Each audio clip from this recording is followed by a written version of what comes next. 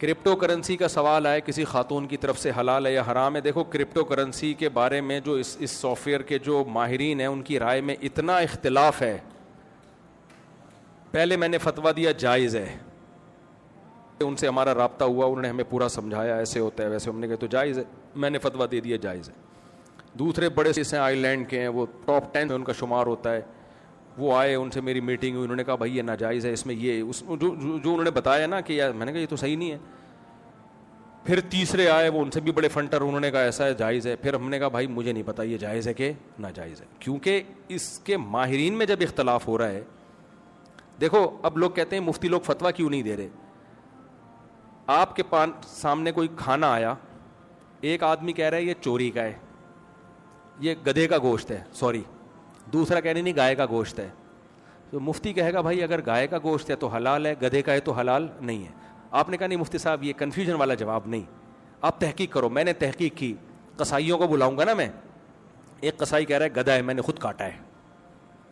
دوسرا کہہ رہا ہے نہیں بھائی گدھا نہیں ہے, گائے ہے, اس کے پائے بھی پڑے ہوئے ہیں, پائے دکھا دیے مجھے, میں فتویٰ دوں گا حلال ہے بھائی, میں نے پائے دیکھ کر آیا ہوں میں. دوسرے نے گدھے کے پائے دکھا دیے مجھے, گدھے کے پائے ہیں, میں فتویٰ دوں گا بھائی حرام ہے. تو میں اپنا فتویٰ روز چینج کروں گا. تو اس سے بہتر نہیں ہے میں خاموشی اختیار کر لوں کہ یار یہ قصائی ہی نہیں ایکسپلین کر پا رہے ہیں کہ یہ گدھا ہے یا گائے ہے. تو جس نے کھانا ہے اپنی ذمہ داری پہ کھائے, جس نے نہیں کھانا وہ کیا کرے, احتیاط. تو اس لیے کرپٹو کرنسی کے بارے میں نہ ہم حلال کہہ رہے ہیں نہ حرام کہہ رہے ہیں. جب تک اس کے بارے میں ان کے ماہرین کی کوئی رائے قائم نہیں ہو جاتی ہم خاموشی اختیار کیے ہوئے. ناجائز بھی نہیں کہتے کہ ایسا نہ ہو آپ کروڑوں کا نقصان کر بیٹھو, کل بولو لو بھائی اب تو مفتی صاحب خود کاروبار کر رہے ہیں, صحیح ہے نا, اور ان کے اب حلال ہو گیا. تو اس لیے ہم خاموشی, بھائی جو کرنا ہے آپ خود سمجھو اس کو. شریعت کے اصول اور ضابطے میں آپ کو بیان کر دیتا ہوں. اصول اور ضابطہ یہ ہے کہ جس چیز کا آپ رسک لے سکتے ہو, رسک ہو, اس کا پروفٹ آپ اٹھا سکتے ہو, سمجھ رہے ہیں, اور ملکی قوانین بھی اس کو لیگل کرتے ہوں. اس طرح کی چند چیزیں ہیں. اور اس کرنسی سے کرنسی برائے کرنسی مقصود نہ ہو. کرنسی کبھی خود مقصود نہیں ہوتی, اس سے ایسٹس مقصود ہوتے ہیں. کرنسی برائے کرنسی نہیں ہونی چاہیے. پھر کرنسی کو جب کرنسی کے بدلے میں بیچا جاتا ہے تو برابر سرابر بیچا جاتا ہے, اگر اسی جنس کی کرنسی ہے. ہاں ڈالر کو روپیے میں بیچ رہے ہیں تو کمی بیشی ہو سکتی ہے, اور شریعت میں یہ کہ دونوں طرف ایٹ اے ٹائم قبضہ ہونا چاہیے جب آپ بیچتے ہیں. تو چند اصول ہم بیان کر سکتے ہیں, باقی یہ میری ابھی تک سمجھ میں آیا نہیں ہے, اور ماہرین کی رائے میں بڑا اختلاف ہے اس میں. تو آپ کریں اپنی ذمہ داری پہ کر لیں. جامعۃ الرشید کا آفیشیلی فتویٰ نہیں ہے, ان کے کسی پرسنل مفتی کا فتویٰ ہے, لیکن اس پہ بھی اویس پراچا صاحب کا ہے, لیکن ان پہ بھی بہت سارے جامعۃ الرشیدی کے علماء کو اشکالات ہیں. مفتی تقی عثمانی صاحب نے اس بارے میں ابھی تک کوئی رائے دی نہیں ہے.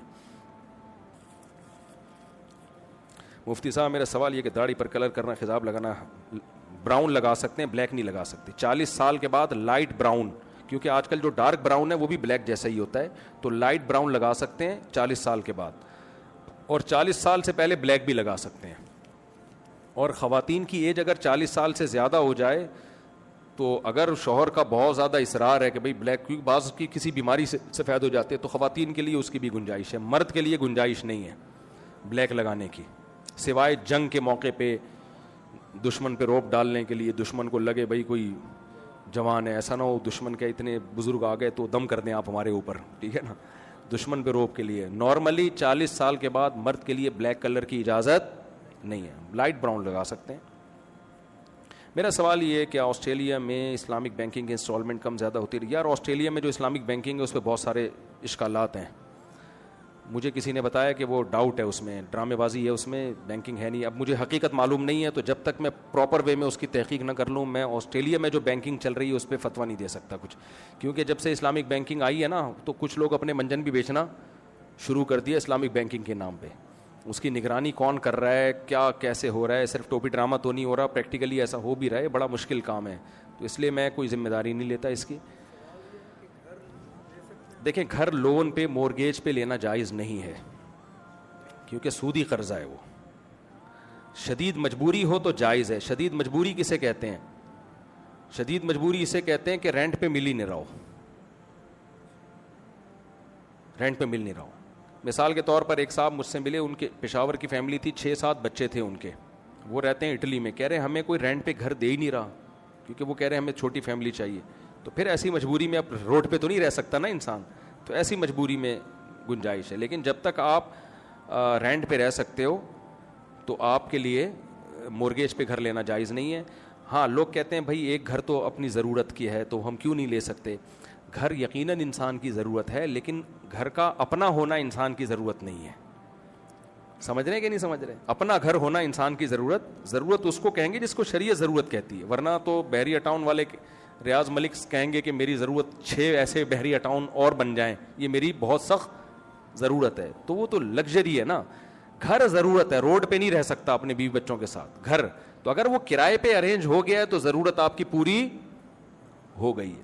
آگے اپنا ہو اچھی بات ہے, اگر اپنا ہو تو اپنے پیسوں سے ہو, سود سے نہ ہو تو ٹھیک ہے. لیکن اگر سود پہ گھر لینا پڑ رہا ہے تو یہ جائز نہیں ہے آپ کے لیے. سمجھ رہے ہیں؟ ہاں مجبوری ہو تو ایک الگ بات ہے. مجبوری میں نے بتا دی, رینٹ پہ مل ہی نہیں رہا تو ایک الگ بات ہے. ٹھیک ہے جی.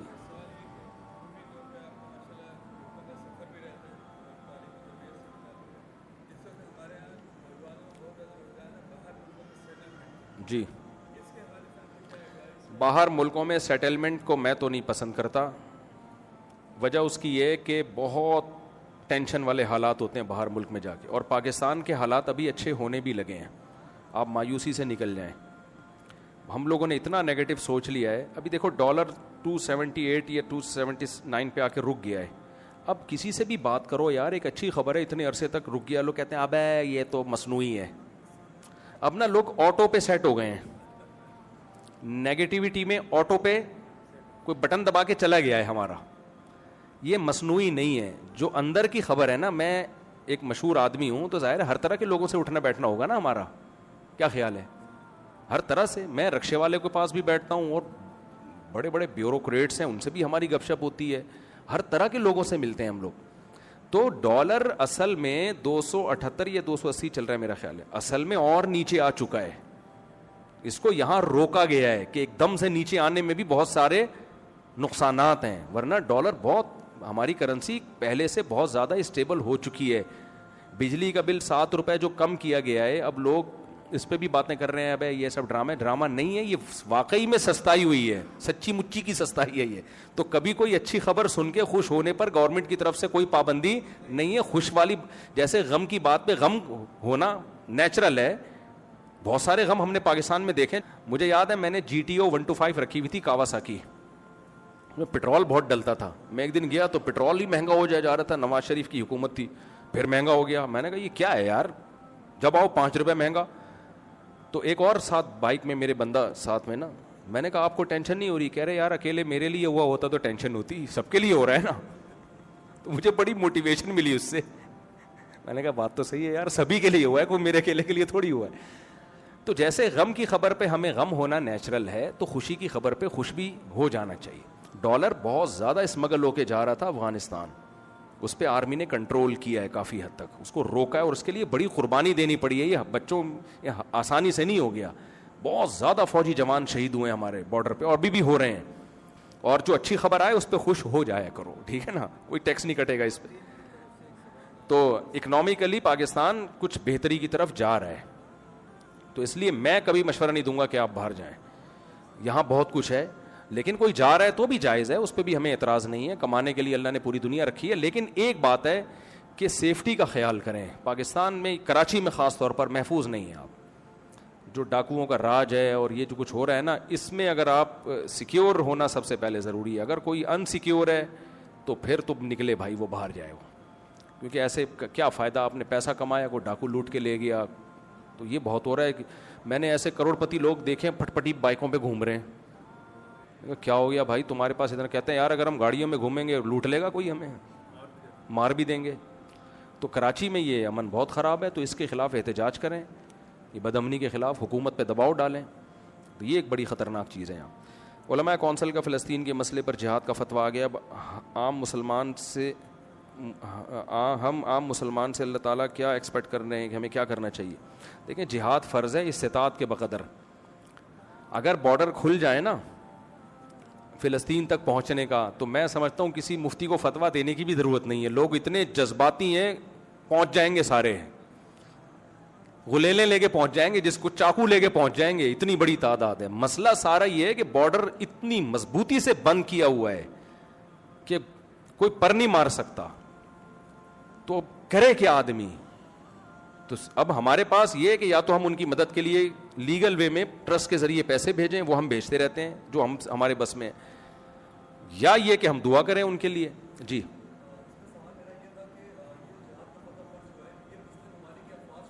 جی جی ہاں, یہ انہوں نے بھائی نے کہا ہے کہ مسلم ممالک کی افواج پہ جہاد کا فتویٰ فرض ہوا ہے, فتویٰ جو دیا گیا عام آدمی پہ نہیں. عام آدمی پہ اس لیے نہیں کہا گیا کہ جب آپ کسی ادارے کے بغیر خود سے کچھ کرتے ہو تو اس میں فساد کا خطرہ زیادہ ہوتا ہے. اس کی وجہ یہ ہے کہ یہ پتہ ہی نہیں ہوتا کہ یہ جہاد کر رہا ہے یا یہ انہی کا ایجنٹ ہے کوئی. تو کبھی بھی عام آدمی کو اس کی اجازت نہیں دی جاتی کہ وہ انڈیویجولی طور پہ کوئی تحریک شروع کر دے. ہوتا یہ ہے کہ جب غیر مسلم طاقتیں اور اسلام دشمن طاقتیں دیکھتی ہیں کہ ان کے جذبات گرم ہیں, بہت ٹائٹ طریقے سے یہ بھی جذباتی ہوئے ہیں, تو وہ آ کے ان جذبات کو غلط کیش کرانا شروع کر دیتے ہیں. وہ آئیں گے پگڑی باندھ کے, فلسطین کا جھنڈا لہرا کے, آؤ ہمارے ساتھ, آپ جاؤ گے. وہ سب عین ممکن ہے اسرائیلی کے ایجنٹ ہو وہ, اور یہ ہوائی باتیں نہیں ہیں, ایسا ہوا ہے ماضی میں. اداروں کو بیوقوف بنانا مشکل ہوتا ہے, تو اس لیے کہا جاتا ہے کہ بھئی اسلامی ملکوں کی فوجیں پہل کریں. وہ کریں تو پھر دیکھو پبلک پیچھے پیچھے جائے گی, ان کے لوگ اتنے بھرے ہوئے ہیں جذبات سے, اور اچھے ایمان کے جذبات ہیں, یہ جائیں گے لوگ. ویسے بھی ہم بے روزگار یہاں پڑے ہوئے کیا کر رہے ہیں, پاکستانی تو چاہ رہے ہیں کوئی اچھی ڈمپر کے نیچے آگے مرنے سے بہتر ہے کسی اچھی جگہ جا کے شہید ہو جائیں, یا ڈاکوؤں سے مرنے سے بہتر ہے بھائی جا کے وہاں شہید ہو جائیں. لیکن جب تک کوئی پراپر ادارہ نہ ہونا تو آپ کو یہی نہیں پتا چلتا یہ ایک نمبر ہے. کتنے لوگوں نے چندہ لیا ہے فلسطین کے نام پہ اور کوٹھیاں بنا لی ہیں. بہت مشکل ہوتا ہے یہ تحقیق کرنا. میرا مقصد آپ کو ڈرانا نہیں ہے, کرنا بہت کچھ چاہیے, لیکن یہ نہیں ہے کہ اگر آپ صحیح طریقے سے کچھ کام نہیں کر سکتے تو غلط طریقے سے آپ کرنا شروع کر دیں. یہ پھر الٹا آپ کو نقصان ہوگا, اور ایسے موقع پہ بہت زیادہ فائدہ اٹھایا جاتا ہے. جی جی جی آن لائن عالم میں مزیداری بالکل نہیں ہے. یہ ایسے ہی جیسے آن لائن ڈرائیونگ سیکھ رہے ہو آپ بیٹھ کے. پارٹ ٹائم صحیح ہے, نہ ہونے سے ہونا بہتر ہے. اب پورا عالم بننے کے تو ہر ایک کے پاس ٹائم بھی نہیں ہوتا, پھر پوری زندگی وقف کرنی پڑتی ہے. دیکھیں ڈاکٹر صرف وہ نہیں ہوتا جو 4 سال MBBS کر کے ڈاکٹر بن جائے, وہ کلینک بھی کھولے گا, ساری زندگی اسی میں جتا رہے گا, تو 50-60 سال جا کے اس کے بعد وہ صحیح ڈاکٹر بنے گا. تو عالم کا بھی ایسا ہی ہے, مدرسوں سے فارغ ہو کے کوئی عالم نہیں بن جاتا. پراپر وے میں اسی کام میں لگے رہتے ہیں, ریسرچ کے کام میں, بعد جا کے انسان میں علم میں اسٹیبلٹی اس کے پیدا ہوتی ہے, اسٹیبل ہوتا ہے. تو اب وہ تو چند لوگ ہی ہو سکتے ہیں, وہ تو بچپن سے ہی ہے. تو بڑی عمر میں جو شارٹ کورسز ہو رہے ہوتے ہیں, تفسیر کے, عربی گرامر کے, حدیث کے, سیرت کے, ان کورسز کو جوائن کرنا چاہیے. مفتی صاحب اسلام میں داڑھی میں کیا حدود ہیں؟ داڑھی رکھنا لازم ہے اسلام میں, یہ حدود ہیں. خواتین پہ پردہ لازم ہے, مردوں پہ جی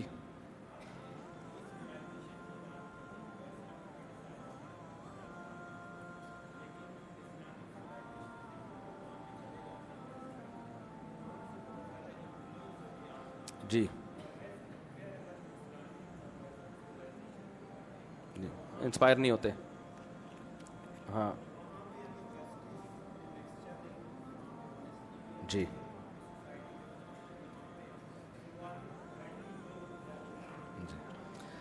دیکھیں اس کی وجہ یہی ہے نا کہ یہ اسلام کا قصور نہیں ہے نا. اسلام ہے کہاں؟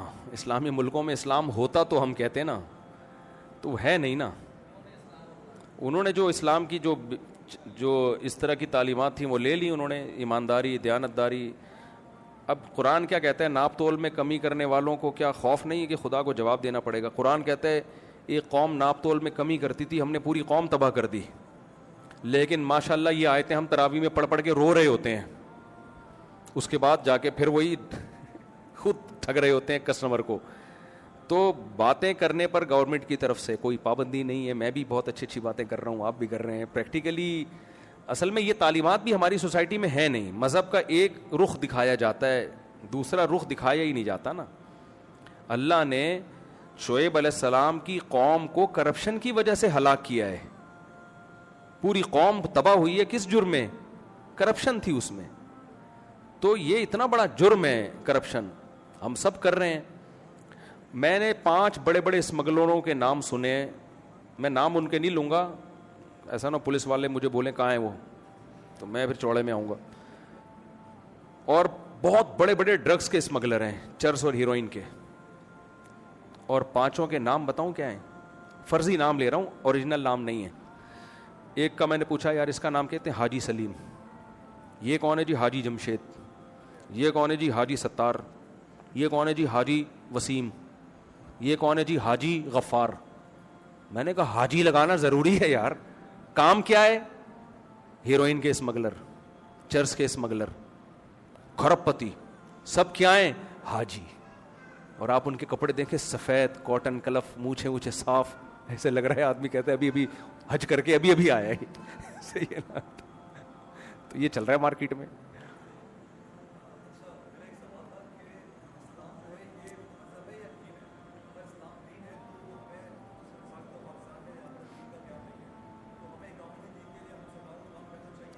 اقامت دین کے لیے بہترین بات کی. اچھا یہ انہوں نے بارڈر والا سوال بھی رہ گیا تھا, ٹائم ہے میں جواب دے دوں ان کا؟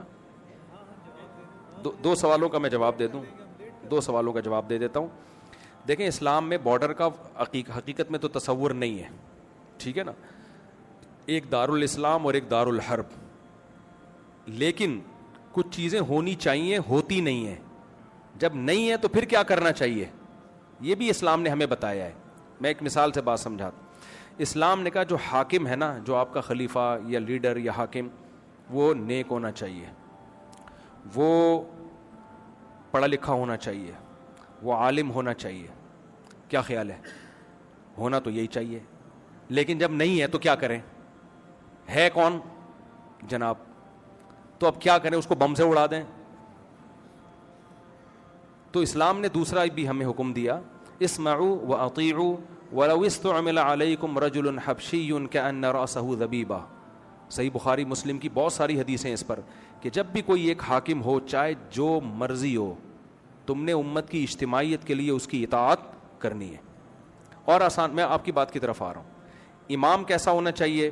پوری داڑھی ہو, نیک ہو, بہتر ہے 4 بیویاں ہوں. ایک مثال دے رہا ہوں میں, صحیح ہے نا, شریف شرفا ہونا چاہیے, ایسے آدمی کو امام بنایا جائے. لیکن فقہا نے ساتھ ساتھ یہ بھی لکھا اگر نہیں ہے تو جو ہے نماز اس کے پیچھے پڑھو آپ, جماعت نہیں چھوڑ سکتے. کیوں؟ اسلام اجتماعیت پہ زور دیتا ہے. کسی کی انفرادی حیثیت کو خراب بھی ہے برداشت کیا جائے گا اجتماعیت کے لیے. تو صحیح مسلم کی حدیث کہ جب مسلمانوں کا کوئی ایک امیر بن جائے, اس کے خلاف جو بھی کھڑا ہو اس کو قتل کر دو, کائنم من کان, کتنا ہی نیک کیوں نہ ہو, کتنا ہی اچھا کیوں نہ ہو. بھائی جب ایک ہے تو اجتماعیت ٹوٹ رہی ہے, پاور ختم ہو جائے گی, آپ کی طاقت ختم ہو جائے گی. تو اس کی وجہ تبھی یزید کے ہاتھ پہ زیادہ تر صحابہ نے بیعت کی ہے, حالانکہ اس پہ بڑے اشکالات تھے, لیکن وہ بیعت اسی بیس پہ کی ہے, بھائی پاور اس کے پاس ہے.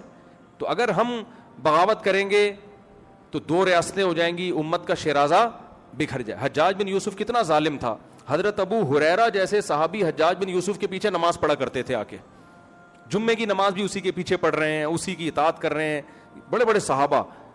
تو ہونا تو بہت کچھ چاہیے, یہ لکیریں نہیں ہونی چاہیے. سعودی عرب, پاکستان, مسقط, دبئی ایک اسلامک اسٹیٹ ہونی چاہیے. لیکن جب نہیں ہے تو کیا کریں؟ تو ان کو جوڑنے کے چکر میں اگر یہ ڈر ہے نا کہ مزید ٹوٹ جائیں گی, تو بھائی جتنے ٹوٹے ہوئے ہیں فی الحال اس پہ گزارا کرو. تبھی آپ دیکھو بنو امیہ کے دور میں ایک اسلامک اسٹیٹ تھی. جب بنو امیہ کے خلاف بغاوت ہوئی ہے بنو عباس نے, تو وہ ایک اسٹیٹ نہیں بنی. اس بغاوت کے نتیجے میں اسلامک اسٹیٹ 2 حصوں میں ڈیوائیڈ ہو گئی. پہلی دفعہ اسلام میں یہ دراڑ آئی تھی کہ جی بنو امیہ نے ظلم کیا تو ہم ان کے خلاف بغاوت کریں گے. بغاوت ہوئی تو کیا ہوا, اسلامک اسٹیٹ 2, اندلس میں الگ خلافت قائم ہوئی اور ادھر بصرہ کوفہ میں الگ خلافت قائم ہوئی. پھر اس کے بعد سے خلافتیں در خلافتیں. پھر جو خلافت عثمانیہ تھی بہت بڑی تھی, لیکن ہندوستان میں وہ نہیں تھی. ہندوستان میں الگ مغلوں کی حکومت تھی, وہ بھی اسلامی ریاست تھی ہندوستان کی, وہ مغلوں کی حکومت تھی. ادھر مسقط میں الگ حکومت تھی.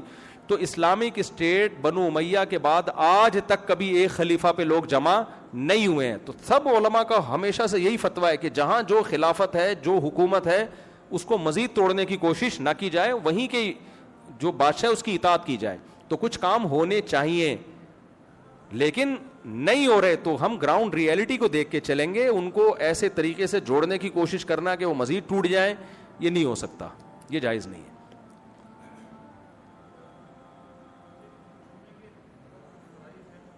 جمعے کے فرائض،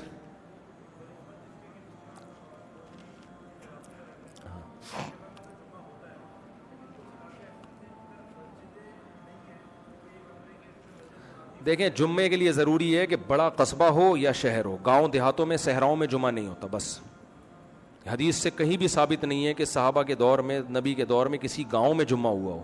گاؤں کے لوگ مدینہ آیا کرتے تھے. اصل میں جمعے کو اسلام نے ایک پروٹوکول دیا ہے کہ یہ آبادی میں ہونا چاہیے، شہر میں ہونا چاہیے، بڑا قصبہ میں ہونا چاہیے. ہمیں کہیں بھی نہیں ملتا. بعض لوگ کہتے ہیں وہ بحرین میں کوئی گاؤں تھا. وہ بھائی بحرین اتنے سارے گاؤں ٹاپ کے آپ بحرین کیوں پہنچ رہے تھے مدینہ سے؟ تو اس راستے میں جتنے گاؤں تھے کہیں بھی نہیں ہوتا تھا جمعہ. تو اور وہ بھی قصبہ کبیرہ تھا جو بحرین میں، جو ہمیں روایات میں ملتا ہے. بحرین یا قطر میں کہاں واللہ عالم. لیکن ہمیں نبی کے دور میں کہیں نہیں ملتا کہ کسی گاؤں میں صحراؤں میں جمعہ پڑھا گیا ہو. جمعہ بھی اور عید بھی.